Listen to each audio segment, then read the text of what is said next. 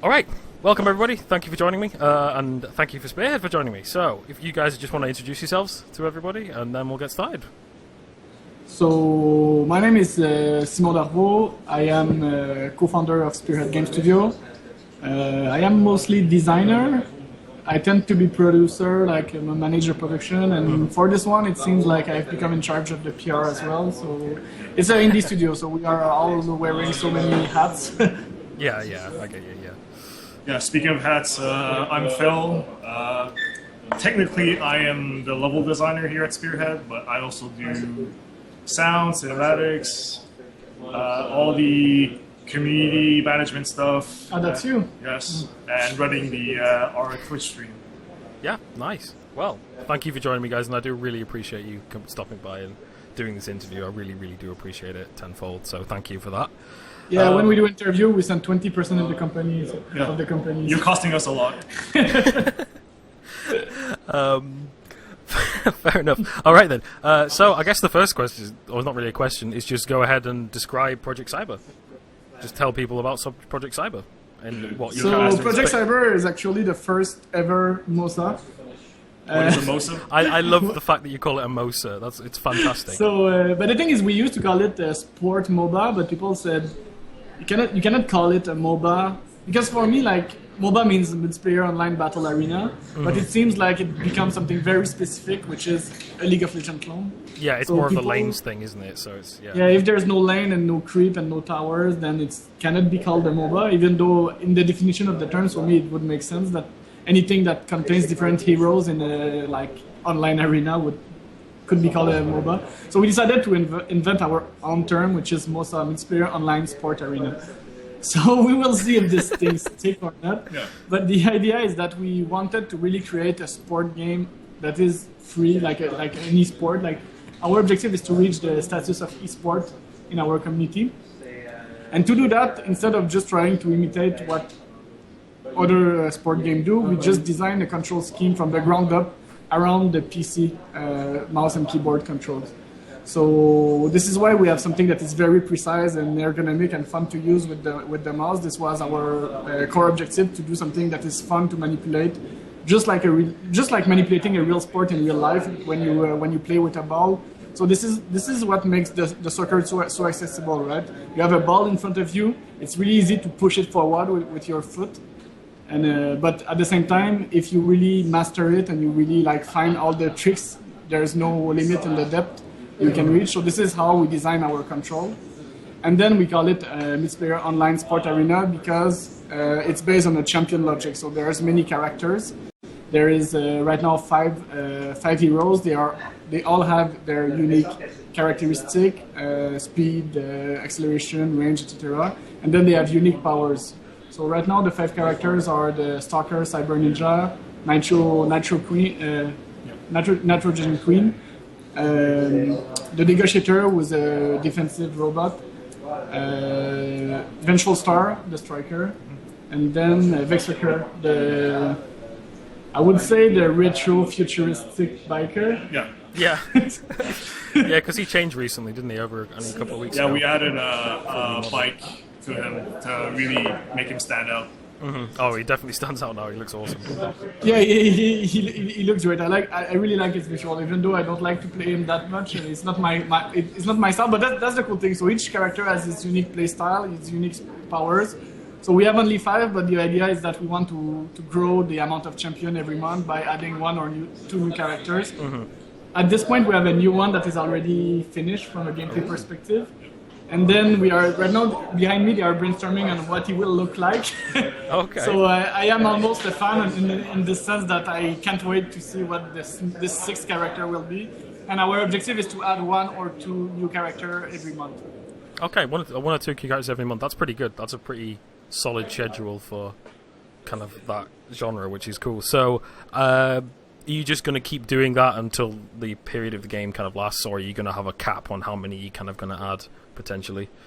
But we want to ramp up as fast as we can to 10 or 12 characters, just so there's a strong base of champions. Yeah. Then we will see, maybe we take more our time to make much stronger character with more unique visual, and like we polish them or we polish the existing one. But like for now, we just want to get this base amount of champion that allows for enough variety in the play. What was your inspiration for? Where did Project Cyber come about? Obviously, from your experiences with your previous game, Tiny Brains. Yeah, so it might not show when you watch the game, but actually the Project Cyber game is the spiritual successor of Tiny Brains. So they look totally different from a visual perspective. One is kind of cyberpunk comic book looking, and the other one is a tiny animal in a lab. Yeah. So, but when you think about it, because we are like Spearhead, we are really mostly focused on gameplay. Mm-hmm. So, and in Tiny Brains there is this challenge mode where we made this map. It's a systemic tube that rotates, and there's a huge physics balls. So in Tiny Brains, each of the character has a unique physics-based power. So one is force push, one is pull, one is teleport, and the other is create an object. And we made this systemic map where you have to bring a huge ball across a systemic tube. And this map was so freaking addictive that we spent like, I don't know, 100 hours just playing this one challenge. And it really felt almost like a sport where you have to position yourself, make passes and stuff. And by playing this map, we just felt like there was the embryo for something that could become really like a sport. So actually the Project Cyber project started from the tech and gameplay features of Tiny Brains, and then we just branched and started to iterate and make them evolve. Yeah. And if you play Tiny Brains, there's a mode in there called Tiny Soccer, which is really I guess we would call it the first prototype of Project Cyber. So it's a 2v2 soccer game with using the Tiny Brains character, and that was the start of the tech for the current game that we're making. Well, no. Actually, even this thing was just like a first exploration of the concept of really making two teams of player with physics-based power, and we did put it super fast during like the last 4 or 5 weeks of the project. Pretty much. But even then, even though in a so early state, people that would come at the studio and play the game would just keep shouting, and like we could always tell when someone was playing. Because this we mode. brought that mini game to PAX Prime, right? We did bring it to PAX. Yeah, exactly. Yes, and we made a tournament. Yeah, and people had a lot of fun, so it was encouraging. So we're like, People were shouting so Yeah. much that it attracted this freaking exactly. crowd around our booth. So we're like, this could turn into something. So Yeah, so here we did are. And it did. And where did the name Project Cyber come from? Because I know it's kind of a placeholder name for you at the moment, I think. Or are you kind of sticking with it and it's kind of grown on you a bit? It did not grow on us. That's an issue. Yeah. So on Monday we will probably announce the new title. Oh, okay. Fair enough. Which we're still not 100% sure about, but so Project Cyber, no, there was not much thought put in it. It's just like we wanted to create an original universe, and we felt like, but something at the same time that is mostly familiar to most of the people. And we felt like science fiction and heroic fantasy were overused. Yeah. Steampunk too niche. So cyberpunk felt like a genre that deserves some more attention and love these days, and that people mostly know. So this is why we had no clue what would the universe be, but as a starting point, we felt like exploring this genre would be interesting. Oh, definitely. Yeah, it's a really the art style. Definitely, I really like, and it's pretty unique for the most part. So Yeah, when did it start with the better. art style, like, or how do you go about when you're designing characters with the art style? Do you want to ask to the? Yeah, exactly, because Jan is sitting right there. I can answer part of the question. So I can tell you that the art of a character is the last thing that happens. Yeah. So so the thing is, in the first prototype we made, we were trying to develop both in parallel, but it's just a nightmare because they kind of try to define a character visual concept based on the power we have, and then we changed it, and then so now we decide to nail it from a gameplay perspective. We have those power and capacity that are interesting, and then it's the art guys who are not us. Yeah. We're just sitting right beside us. But yeah. So he started with the concept. He just draw like a 2D mock-up. Actually, a couple of mock-up, send it to us, and we discuss, we brainstorm, and then we just based on the gameplay and based on what the gameplay inspires Jan and how we react to it, then we just come up with eventually. Yeah. Actually, can you pass me that DVD that's right there? So apparently, according to Jan, this is the one of the inspiration for the art style for the game. Okay. So it's a really obscure anime. Well, not really obscure. It came out a few years ago. Yeah, it's getting more popular. It's called Redline, and if you look at the design, it's actually like the anime look and the outlines and all that. So is it like it's over 9,000? Oh no, okay. Yeah, it's over 9,000. No. That's a sticker. I thought it was the same thing as it's not the power meter in Dragon Ball. Oh yeah, but apparently this is one of the inspirations for the look of the game, which is okay. Well, no, overall the look looks fantastic, and like I'm so glad that I've got into this game early on, because I absolutely love getting involved with early access stuff and things like that. So you actually got involved pre-early access. Yeah, well, pre-early, you know what I mean. You know what I mean. But like coming into the early access kind of stage, like from where, the progress you guys have made since I joined you in like maybe it was just over a month. I think I joined you. That I started playing maybe about 3 weeks. Since I saw your message on the Steam forum asking for a key, I think it's been a month. Yeah, it's been about a month. Like the game has improved. Like just wow, it's like you guys work really fast, really fast, from what I've seen. So one thing I wanted to ask you was about kind of your team. What's your team set up for the most part? How many members? And how does it kind of work? Because obviously, from seeing your streams and looking at you in the background right now, it seems like you're all kind of in one room. Yeah. Is that correct? So you can just kind of shout across the room, bounce ideas off each other, and things like this. Yeah. So we're set up in all the tables are set up in a circle. So it's pretty much one big room. And if there's something, it's as easy as turning around and saying like, "Oh, I have a question or I have a concern or whatever." So, the discussions are really easy to start.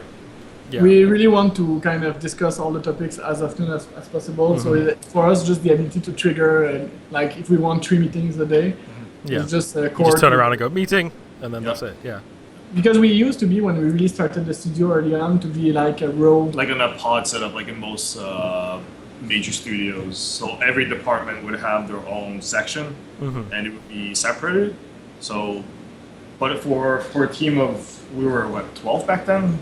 It sort of didn't make any sense to split all the teams like that. So. Like to walk around the tables and like just this synergy was not the same. So as soon as we turned the setup to be like more like a round table, it really felt like you can just slide from the desk to the other. Because the level designers could see what the designers were doing, and then the artists were further away. So.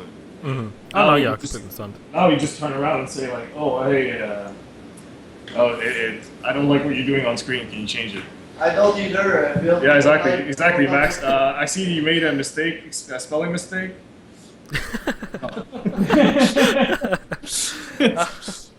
All right. So otherwise, we are kind of we are focused a lot on the gameplay in terms of team composition. We have invested really early on to have like a super strong R&D gameplay team. So I think we are 14, and 8 of us are really gameplay specialists.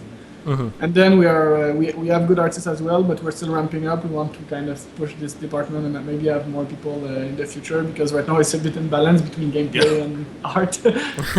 I think that the art, the UI, the art, and the animation department together are smaller than the gameplay department. Well, no, that's a good thing to hear actually, because like the reason a lot there are obviously out there that people have different perceptions of why they play games in the first place. Some people play them because they look fantastic graphics wise. Some people play them because they want to get immersed in another world. But personally, and I'm sure a lot of other people with this type of game, they want to play it because it's got amazing gameplay. So yes, we wanted to kind of have something unique to our studio, and like I've worked for a while in the AAA, and I can tell you that sometimes they're not even game designer on project. I've seen that. I think I've seen that a couple of times. No game designer on a project. Well, there's an army of artists and animators, like 40 animators, and like immense army of production. And we felt like, okay, let's do the opposite. Yeah. Well, no. The thing is, it works because like even from early on when I came into the game, and when I showed my stream the rest of the game as well, they were all like, "Wow, this is pre-alpha and it's already got amazing gameplay and it's really fun, and I could play this for hours if there was a load of people playing it." So, I think you've got a good thing, a very good. Yeah, the thing going. is, if you have strong gameplay and like in terms of art, you need to polish it more, but you can always polish it more. We can keep pushing it and improving and like iterating on our art. But if your gameplay is poor, but your art is amazing, then if you want to change the gameplay, you're breaking your art. You're breaking everything. So you cannot. So it's kind of there's this expression that some studio would kind of be in a position where they would polish turds. Yeah. So the gameplay is a bit lacking, a bit clumsy, but like. Can we have more cutscenes? And yeah, like okay, let's just make it more pretty. Let's just like polish it until it reaches a level that people will like it anyway. Oh yeah, definitely, yeah. So what would you say are the major kind of gameplay aspects? I know you talked a little bit about earlier about how the game's going to be working and everything like that, but moving forward, not just how it is now, but how you've got it planned for the future. What would be the major kind of gameplay aspects wise, like 3v3 wise? Now, what is the question exactly? Like what are you guys focusing on more? Like more ball control, more personal control, more of the abilities, more team play, or are you just kind of focusing on all of that all put together? So we wanted to have something that has a lot of depth, something that is. So our objective was to have something that is super easy to pick up, while having a lot of depth and mastery. So you can get really good at it if you grind hours in it. Yeah. We wanted to be about skill, but still being super easy for new player at the same time. And we felt like physics power would be a right direction to explore to create this kind of dynamic. Yeah. So that was our first idea. So once we started exploring this direction, our first thing was to nail the core gameplay, so the manipulation of the ball. And we got conceptually inspired by soccer to do that, in the sense that we wanted it to be as easy and simple to manipulate a ball as it is in soccer to kick a ball, right? Yeah. And at the same time that it has this precision and depth and mastery to it. So this is why our control scheme was really designed from the ground up around the mouse and keyboard ergonomy. Yeah. So it's super easy. You just pick up the ball with the mouse, and then you can rotate it using the mouse gestures. So it is both super intuitive, but at the same time there's no limit on how good you can become. Honestly, when I play with the Magic Dwarf or Soa or Doghound or big guys in our community, they just kick my ass. I cannot even do anything. Well, you've been out for 2 months. Yes, that's the thing as well. So that was our core thing, and then we wanted to have a lot of context and variety. So we feel like by creating various champions that have different power, it creates different context for the games. So it adds for replay value and experimentation and metagame. But moving on, we're gonna focus on, like we said, adding new characters, which means we're gonna have new powers that come with them, and we're gonna work on because right now the powers don't really interact somewhat together. The synergy between like the teamwork and the various powers together, it's not really clear, like the design of it right now. So we're gonna really focus on that. So really focus on teamwork and the synergy between the powers. Also, one of our strong value in the powers. So if you take a look at the power, they are kind of so each character has two different power. One is a secondary power that you can do every 10 seconds or such, and the ultimate power that is more powerful but just have a few charges. And it really took us a long time before we managed to figure the secondary power, because we ended up like reading and watching a bit what League of Legends do with their power, because doing a super cool power is fun for the one who plays it, but it ends up super frustrating for the other. So for instance, we tried tons of power. We tried stun, we try even offensive power where you can kill the other character. We tried gun, projectiles, like a lot of things. Yeah. But at the end of the day, powers need to be counter-playable. They need to be fun to use, but also they need to be counter. Like the other team needs to be able to play against it and have a counter against it. So it's really tricky to find this balance where you find a power that is really fun to use, but it's not frustrating, or the other team has a way to counter it. So. Yeah. Okay, yeah, cool.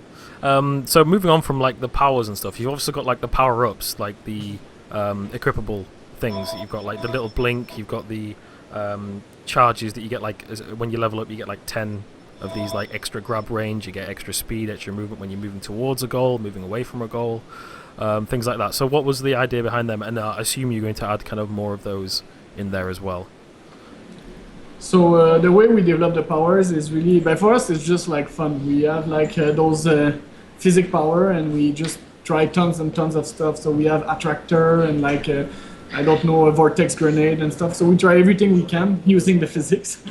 And then once we start finding a couple of them that feels like they could be part of the game, then we start testing on them. We test them. We put them on a character. We test them with the other characters, and we try to figure, okay, is it too powerful? Is it like, does it fit the game? And then if it's not, if it does not fulfill all the criteria, we put it back in the draw, like in the pile until we figure how to use it, and then we keep experimenting until we find a power that is both fun, that fits the counterplay prerequisite, and that is interesting from a narrative perspective. Yeah, and the implants are our way of saying you can customize your character. So if you're really offensive-based player, then our implants will support your type of play, and it also creates this thing where you're trying to guess what the other team is gonna do. Like, oh, what team implant is he gonna put? And let's make sure that we have a team implant so we can kind of counterplay their team implant and stuff like that. So it's our way to adding, at some point, like maybe you'll get tired of playing this character, but it's our way of adding something special on top of it. Yeah, it just adds more depth to everything. Yeah, exactly, and making every match a bit different. Because if you play all three characters versus the three same characters, then the game won't feel the same. And also, like, two of our best players right now are Doug Hound and Soha, and they mostly play Stalker, both of them. But they really play Stalker differently. Soha is really more about, like, he is super precise. He can shoot, like, point-blank accuracy, like, from very far. And so he has this type of play, and Doug Hound really feel like a mad dog. He just charge, and he's super quick to really manipulate and outplay the goaler in his zone. So they would not benefit from the same type of implant, right? Because Soa has his gameplay style that is more long-range based, and Doug Hound would benefit more, for instance, in increased maneuverability and faster deke. And so you can be playing the same character while having different gameplay style, and you can choose the implant to just reinforce this. And also, if you're on the opposing team and you know that, let's say Soa plays the same way all the time, then you can put the implant and say, well, I'm just going to negate your playstyle. You will play this way, so long range grab. I'm going to surprise you, and maybe you have to change your tactics at some point. Yeah, definitely, because I can see, because obviously you guys want to bring this kind of to a more competitive level. So having that kind of depth to it adds a huge deal to it. Kind of, it's going to be when the teams are going to be facing off, they're going to be kind of, it's almost like drafting, kind of bluffing each other of what kind of style you're going to play each round. Like if it's best of 3. We have to figure out how we will do the team selections during the rank, because we want to develop a rank mode eventually, and we still need to figure out how we let the player pick and counter pick, or do we support that? Or they're still designed to be built. The rank mode is something that also that needs that'll be coming in the following months, but that needs a lot of work. Oh yeah, of course, yeah. So I was talking about your level progression within the game, like kind of as you play the game, you obviously get experience, you unlock these implants, but what else are you kind of planning in that direction? What else do we plan? On the levels? What's like the level cap and things like that? The level cap now I think it's set at 30. And what? For us, the main use of the level system is mostly to have the game revealed progressively to the player. So when it starts, the first thing you have is a tutorial, and it just teach you how to throw the ball and stuff. And then once the game unlocks, you just have like 3 characters, and they don't have the implant, the secondary, like the active implants. And so you can just play with the simplest character, and they don't have everything. And then as the level brings the player further, you get new implants, you get the active power, you get like the other characters, etc. So for us, it's just a way, because there's still much stuff in the game that we need to learn, and if we open it all at the same time, and at the same time it motivates the player to kind of... And there's also, since, talk about the rank mode and all that stuff, but eventually the levels will factor into the matchmaking. So you'll be matched up with people of your level. So we know at least what your skill level is. Even though like you might have played against bots and you're not as good as the other players, but it doesn't matter. As long as you're, let's say, level 10, you'll face off against people at level 10. The same thing with the rank mode. We'll match you up with the right people. Yeah, of course, yeah. As soon as we have enough player. Yeah. So obviously once you hit level 30, that's it for the leveling side of it. Are you obviously for now, obviously. What you guys planning kind of post 30 rewards? Like, are you going to do something potentially similar to Smite, how they do it, where you kind of, if you play a certain hero, you get more ranks with that hero, or something like that potentially? Have you not really discussed this yet? We try as much as possible to avoid hero-specific things, because we want the thing is, if you make like a unique hero progression, it kind of reduces the freedom of the player when they choose their character, in the sense that if you have to grind a single character to make him good, then once you did that, you will be much more inclined to choose this character than another character. Okay. So we want to make it more global, in the sense that you want to like experiment with different combo and synergy between the character, and potentially counter pick against the other team, and have no constraint that will like prevent you from doing that. Yeah, we really haven't had the discussion of what happens. We'll find out when the early access hits and how fast do people get to level 30. But at this point, we'll just leave it as is. And if people really ask for like, oh, I want like something like a prestige thing where it shows that I'm at level 30, but I rolled back, but I'm now prestige or something, we'll do something for that. But it's okay. Yeah, I see where you're going. Like everything, it's we're doing a first. For us, it's not even alpha, because there's a few more features that we have to push. But it's just like early pass on everything. And then depending on what people like, what people want, what people express, we will just make the game evolve to suit the community, and so that our fans are happy with what we do. All right, yeah, cool. So one thing I wanted to ask, which you guys have talked about a lot, is the kind of, you want to go into this competitive sort of game. You want to go into this esports type of game. That's your main focus. But obviously, having the spectate mode in already is fantastic and stuff like that. So what, moving forward, are you planning tournaments-wise, esports-wise, more spectatoring and stuff like that? What kind of direction are you going with that?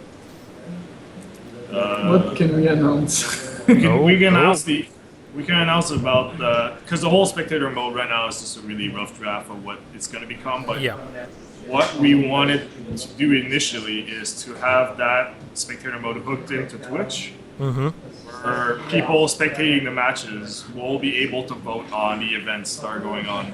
So right now the events are random, but eventually they'll be hooked into Twitch, where during the match, at the beginning of the match, people will be able to say like, oh, I want to win wind, or super bouncy wall, or the ice event. So that's a major thing that we're going to do to the spectator mode.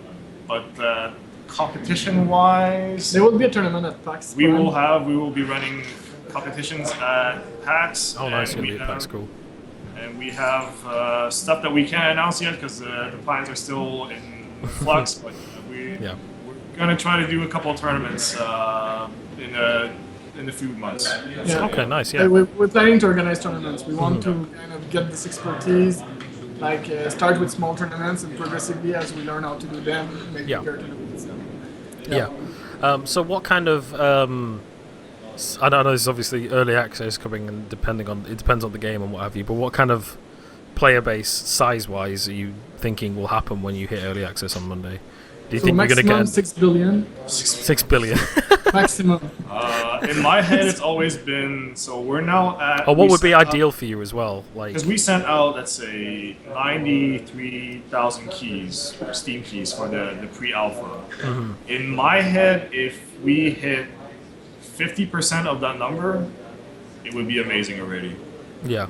So about like a 40,000 player base. Our true objective, our true dream, it would be that Monday, and at least for the 2 or 3 first week when you play, find a normal game, it finds player. Yeah, it always says 6, and then it puts you in the game at all times. So I don't know what is the numbers for that, but like this is what we would like to reach, and hopefully if we really did our homework well and that people help us to just manage, our fan help us to manage this new coming community, to have positive players that help us and guide us in how we should make the game evolve. So for us, having the game running like active, not needing the player to come to our Twitch to play, just they play the game and it starts again, and having them knowing that they can have a positive impact and having them optimistic and helping us to push the game forward, I think would be the two objectives for now. Yeah. So you guys are releasing it on Steam. Are you planning to release a standalone client as well, or is it just on Steam for now? Right now, everything is pretty much hooked into Steam, so if we decide to move it out, it might take a bit of work. So yeah, no, we're not planning on a standalone. As long as we don't have like the game really working properly, debugged, polished, fixed, we will develop it on Steam. Yeah. And then once we have something that works, a package that we are proud of, then we will consider other options. Yeah. So are you, speaking of other options, are you planning to bring it to other platforms as well, or is it just you sticking it for PC for now? We are open to anything. If the game is a monstrous success, we will bring it to every single platform, including 64 and PlayStation 2. and Nokia. No, but we will see. But if the game really works, why not, right? Yeah. But exactly. right now, there are no plans for any ports or anything. Right now, we're really focusing on the PC and making that the best version of the game. The Mac is the last thing we're going to do. Mac is the ninth platform for which it's after Nokia Engage. No, we're joking. We like Mac, but no. So the thing though that is cool is if you try, you can plug a Xbox 360 controller on your PC and it works actually. Yeah, because of the legacy code from Tiny Brains, that feature is still in there. you have the Tiny Brains control scheme that works. Fair enough. And some of the players already like it better than the mouse and keyboard. Yeah, I'm sure because I hate controllers. Mouse and keyboard. My computer's master race, of course. We feel like potentially the best optimal control scheme would be your right hand has somewhat a stick. We always said like we should get the move controller, so just get the stick. Yes. and then use the mouse to move around. Yeah, for the right hand, mouse is the best way to control the aiming, but the left hand, the controller stick is better. So. Yeah. Well, yeah, that could work. Yeah. So obviously you're starting off with a 3v3. What made you decide that you were going for a 3v3 instead of like a 5v5 or a 2v2 or even a 4v4 or anything like that? What made you decide on the 3v3? We wanted it to be a team-based sport. We really want the player to form teams, and for us, two people together does not feel like a team. It feels like a duo, or it's like, for instance, 2v2 tennis. It does not feel like that much like a team. Yeah, but we tried it in tiny soccer, and 2v2 it feels weird. It's binary. It does not feel like you're making a team strategy that much. And for us, the minimum amount to really have something that feels like a team sport is 3. Yeah. And this is why we chose this number, because this is the simplest.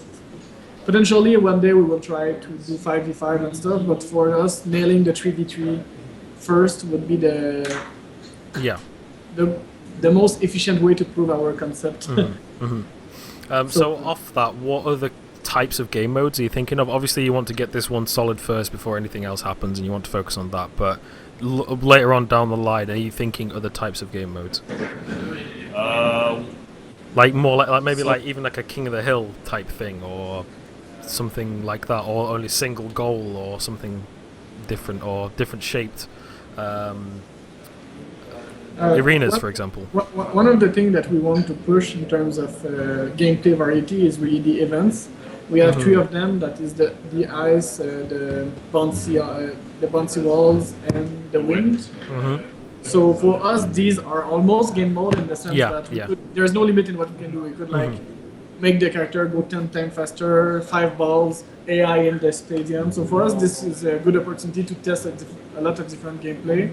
And potentially, if one of them ever becomes super popular, we could make it. There's one popular map way back, which was really an air hockey map where both teams were split by a gap, and you tried to score goals by just shooting the puck across the gap. Do we still have this thing? No, it doesn't work anymore, but we might bring that one back. Okay. Air hockey. Yeah, because it was really popular. All right. It was fun actually. Yeah. It was a fun 1v1 or 2v2. But also for people that like in their spare time, maybe their team is busy or something. We're planning a lot of we call challenge maps, which are pretty much like tutorials plus. So there's a progression where you master some skills using a certain sort of setup, and then you master your passes, you master your power. Let's say what's the effective use of your blink, let's say for the stalker, or an effective use of the dash for the eventual star. So we're planning like these really short missions for these characters. Okay, cool. With difficulty level. So for instance, if you have to dodge an obstacle and then you have 3 obstacles at the same time and then 10, and so we just have this progression that forces you to master one specific skill to its limit. Okay, cool. So you're planning some that PvE content as well. Yeah. Obviously, you're going to be focusing on the PvP side of it, from the sounds of it. But I think some PvE content, because there are people that, not me, but there are people that do like just to play the PvE stuff. Yeah, exactly. Because there's always the danger. Well, depending on the player base, that we don't want to segment the population. Yeah, of course. Yeah. This much as early as it is. So we'll see in the future if we can actually say like, okay, well, there's a big demand for this, and our player base numbers support it, so let's put an extra game mode in there and let people have fun. Oh yeah, so one thing I want to talk about is, because obviously this has come up in maybe the last, even if the last week on when you've been updating it, is your kind of business model. Because I remember a couple of weeks ago I watched your stream and you were like, we're still discussing what kind of business model we're going for at the moment.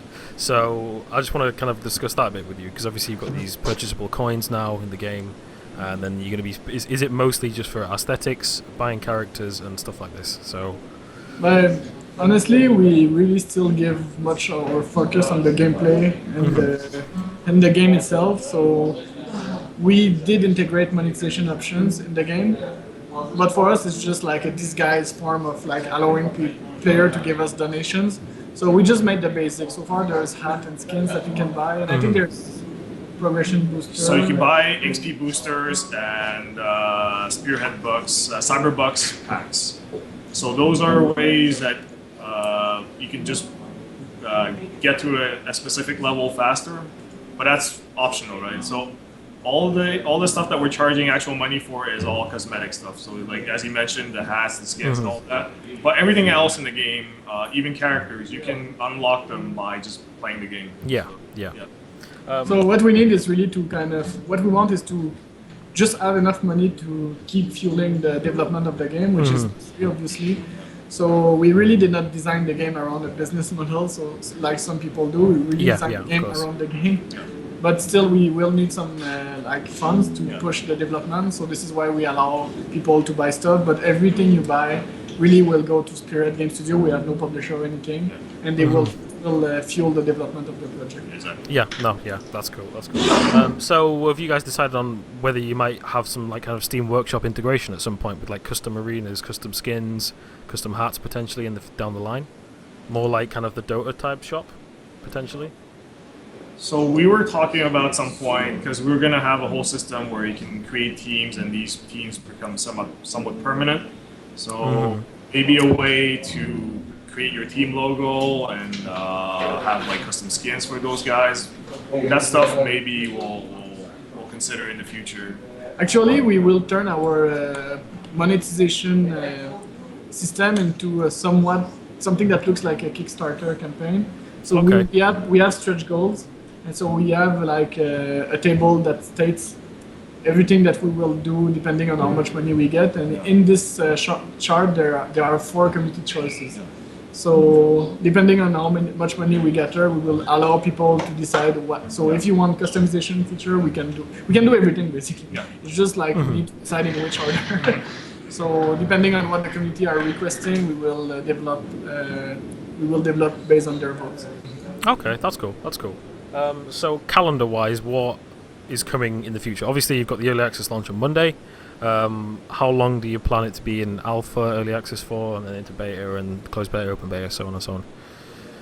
If you have a rough timeline. So alpha, I'm not good with dates. That's too old. So what are our dates? for alpha and beta and all that stuff. Because I'm terrible with dates. Early access will be an alpha. So our alpha is Monday. It's not a real alpha though because No. we don't have all the features. But we're calling it an alpha. Well, we're gonna kind of go with Okay. that. Alright. Yeah. Because otherwise, sometime August, September, end of September is going to be the real alpha, Okay. where will be like feature complete. So because there are some features left, for example, the rank matches are left. There's a bunch of other things All the left. spectator stuff. Yeah, Team spectator, system, team system. Yeah, exactly. The team system is huge. That's left. The Dedicated Twitch, server. yeah, dedicated server, Twitch integration, directly from Twitch. That's left. So this is we need another month and a half for that. Then we are feature complete, and then so that's September. And then we take another month to close and test. So we can be open beta by end of October, November 1st. November 1st. Yeah. Okay. So, And then it's too far.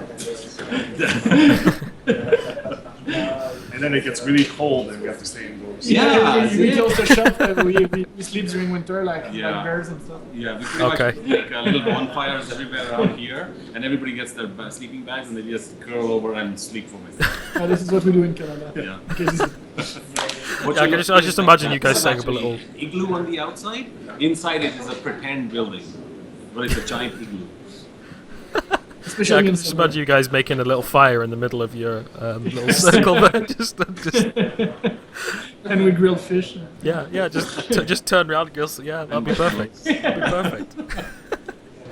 Oh, awesome! It all sounds really, really good and really, really promising. And the fact that you're focusing on gameplay and not really thinking about the business model yet is like, it's almost a dream come true for like hardcore gamers like me, because you guys are focusing on straight away on just the game, and you're not worrying about whether you can make money and stuff later on.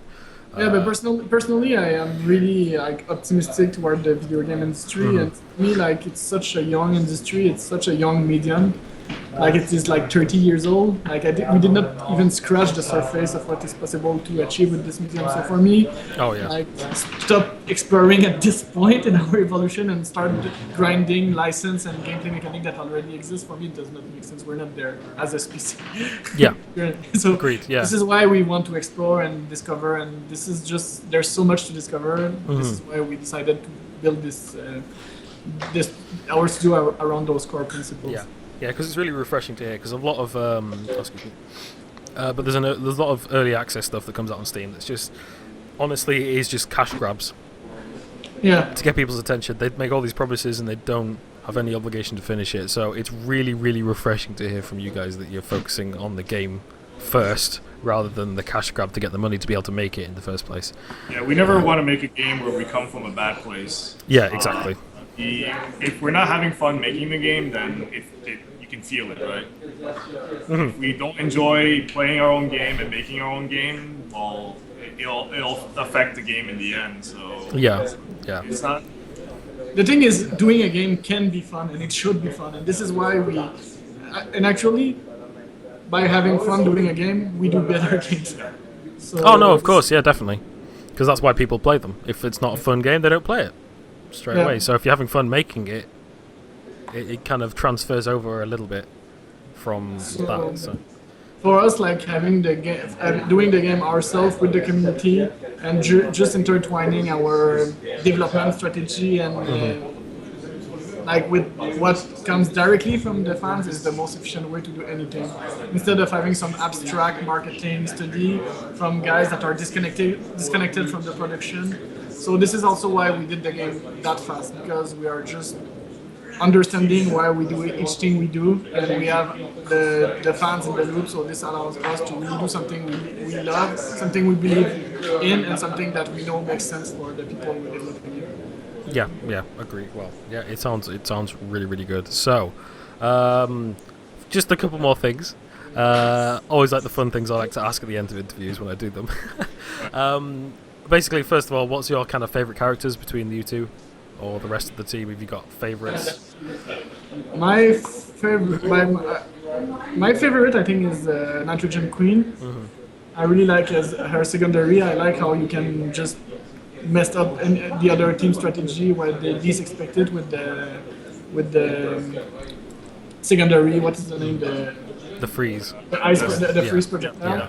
And then I feel like her ultimate is the most powerful one when it's the best use. So you can, for instance, if you know the proportion well, you can just freeze the 2 opponents or the 3 opponents while your guys are outside of the zone, and you just freaking stop them. So it's super efficient. And then I like the goaler as well, the negotiator, because I like his big grab zone and how he can just easily take the ball from the opponents. I like the Stalker the most because you can really mess with people's minds when you go invisible. I like that aspect, and the mobility that you get with the blink, with the teleport. It can be really devastating. And I like the look of I love the look of the guy. So Yeah. Yeah, visually it's cool, and I think that for me, like the first time I played the Stalker, it was the guy I liked the least in terms of gameplay because I felt it was a bit not satisfying to become invisible at first when you just because I was out of the country for 3 months, so I just rediscovered a bit the characters when I came back, and for me the Stalker becoming invisible was not that cool. But when you get to know the game better, actually this is super powerful. Oh, it's really sneaky, yeah. Yeah, it's an advanced power actually. When you get to know the game and you become good at it, it becomes really, really good. Yeah. Alright, so this is one question I always like to ask devs in the studio, and sometimes I get some weird answers. But like, when you guys are looking for inspiration, or you're looking for to get more ideas and stuff, some people have weird rituals that they do to kind of inspire themselves or come up with new ideas or what have you. So do you guys and anyone in the office have any of these kind of weird rituals you do? But besides getting naked and under the full moon. So no, I would not say you just don't sleep. And not sleeping helps. Yeah, not sleeping makes you really productive. Yeah, well, yeah, that comes in hand in hand. Yeah, no sleep equals productive. Yeah, we have a lot of very intense guys in the studio that are really just passionate and that would not sleep very often. So this is a very good way to bring out of the box idea that potentially does not make sense when you tell them, but eventually you figure sense. But no, I think that what our secret really is in our studio culture, where we just try as much as possible to have everyone just feel free to make jokes and like say whatever that comes to his brain, and even though it does not make sense, there's a super good ambience, so it makes us really easily discuss about anything and like come with idea that would have not come up if everyone was in his own compartment and not discussing with the others. So Yeah. otherwise, in terms of ritual, we used to have those Friday. When we started production on Project Cyber, we used to have. Okay, so here's the backstory. So the game internally was called Cyber Fuel for a long time. Okay. And PH. Yeah, fuel was spelled with a PH. Okay. So as a joke in the email, I wrote, so we're gonna do Cyber Fuel Reference Friday with every F replaced by a PH, and we used to do that. So we used to watch cyberpunk movies, so like Blade Runner. We saw Johnny Mnemonic, Which is much better than Blade Runner. Yeah, exactly. Johnny Mnemonic is by far better than. What else we watch? We watched Ghost in the Shell. Yes. Yeah, so we really immersed ourselves in the whole like cyberpunk, futuristic genre thing. So yeah, but besides that, gameplay wise, there's no real ritual for us when we come up with ideas. No, we're just no, but okay. If it can be called a ritual, it's just this part of the project where we don't have a clue what we will do, and we brainstorm, and then we all start prototyping on our side, and everyone comes with different prototype, and then we watch everyone's prototype, and based on the ones that work the better, we just push them, and then we try to combine them together. So we have this process that is, I think, our trademark, but I don't know if it can be called a ritual. I'm sure Jan has a process. Potentially, Jan has more of a process. Maybe burn virgins or something. Yeah, maybe. I don't know what he does. He was asking if we had a ritual to stimulate our creativity. Yeah. When you want to come up with an idea, do you have a ritual? Well, you have to sacrifice a lamb. So it's like sacrifice the lamb. Okay. Roll your eyes on the inside at least 6 times to open your inner eye. Okay.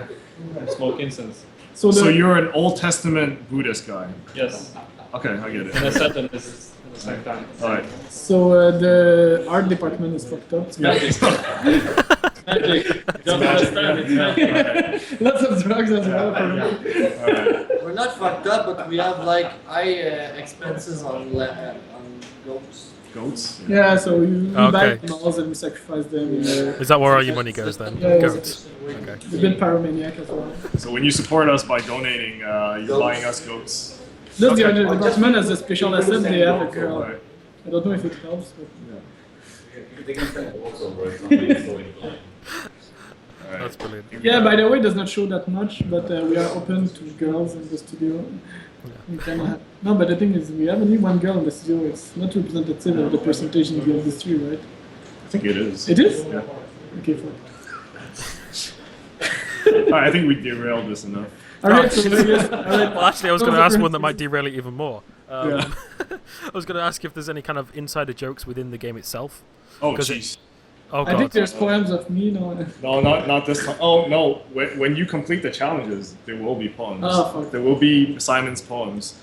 I am the most trolled person in the studio, even beyond Adrien. But it depends because Adrien is just troll. Like we do real time joke about him during Twitch, but for me, there's just freaking Your past. Your my entire- youth yeah, poems that were found on the internet are all around Tiny Brains. yeah.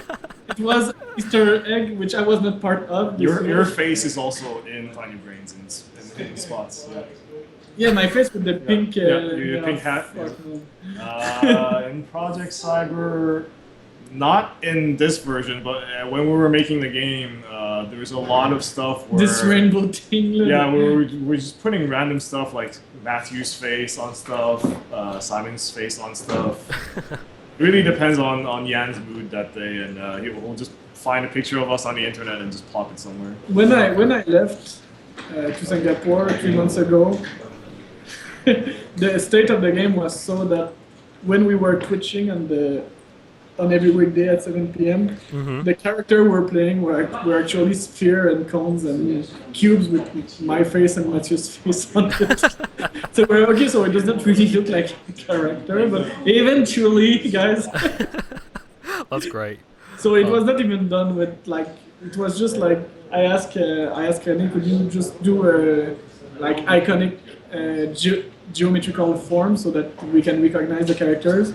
And he decided by himself to stick our face on it. The glitchy hat came from the chat because we were discussing, well, what should we give out to the people that really followed us since the beginning, and they were like, it's like we should give them something really buggy. The idea of the glitchy hat came in. Oh, that's perfect. They've endured so many bugs, so they deserve to have a permanent bug in their game. That's brilliant. That's brilliant. All right. Well, thank you very much, guys. Really appreciate it. If you just want to like finish off with like why you should play it and what's happening next week with the early access. Yes, starting on Monday there will be potentially enough player to feed the games all the time. So if you want to start, it's the perfect moment to start. Feel like it's a very instant fun game. So even if you don't like, so this is what.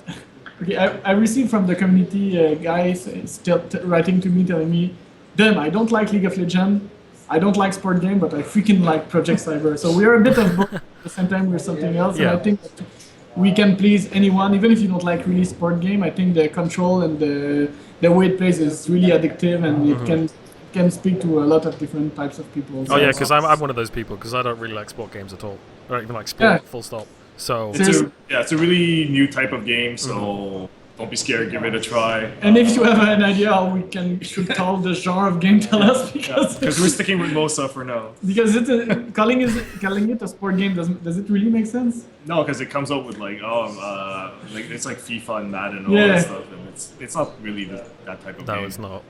Yeah. And there's a funny thing is there's two free-to-play sport game right now. It's FIFA Online and us. Like, Both made by Spearhead. And yes, the company doing Okay. FIFA Online is Spearhead in Korea.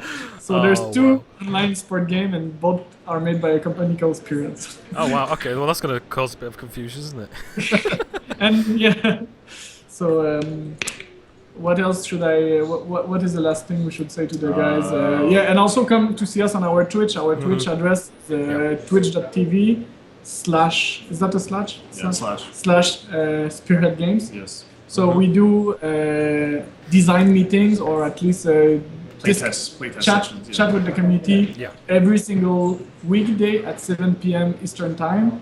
This means for your guys +7. Yeah, it's like somewhere in So 2 Yeah, a.m. it's- in the it's- morning. 1 a.m. at night or something. No, And it for starts at Pacific midnight time? for me. It starts at midnight GMT for me. And for Pacific time, it's 4 p.m. So every single weekday, we speak with the people, take the feedback, play matches, and it's also a lot of randomness, so it's fun. Oh yeah, definitely. Well, that's the reason why I played this game in the first place, because you were interacting with the community so much. So yeah, so thank you very much, guys. I really, really appreciate the info. Sorry for the mishaps earlier. Thanks, man. So good job for the tweet. Yeah, no worries. I will be streaming this game come launch, so I would like to maybe hook up with you guys and do something for launch for Monday, maybe. I think on Monday what we're going to do is, since the game goes into early access at noon Pacific, so it's going to be 3 o'clock Eastern time here, so we're going to start our stream much earlier, maybe like 1 p.m. Okay. And then pretty much stream the entire day. So just, nice. follow Play us. games Yeah, and play see games. if everything goes Yeah, right. exactly. See if there's a fire that starts in the studio on Monday. You will see us panic in real time now to get you. Well, no, I really look forward to that, and I really appreciate you coming back, guys. So thank you very much. And to people watching the YouTube and also Twitch, so thank you very much, and I will see you next time. Thank you, guys. Thanks. Thank Bye you. bye.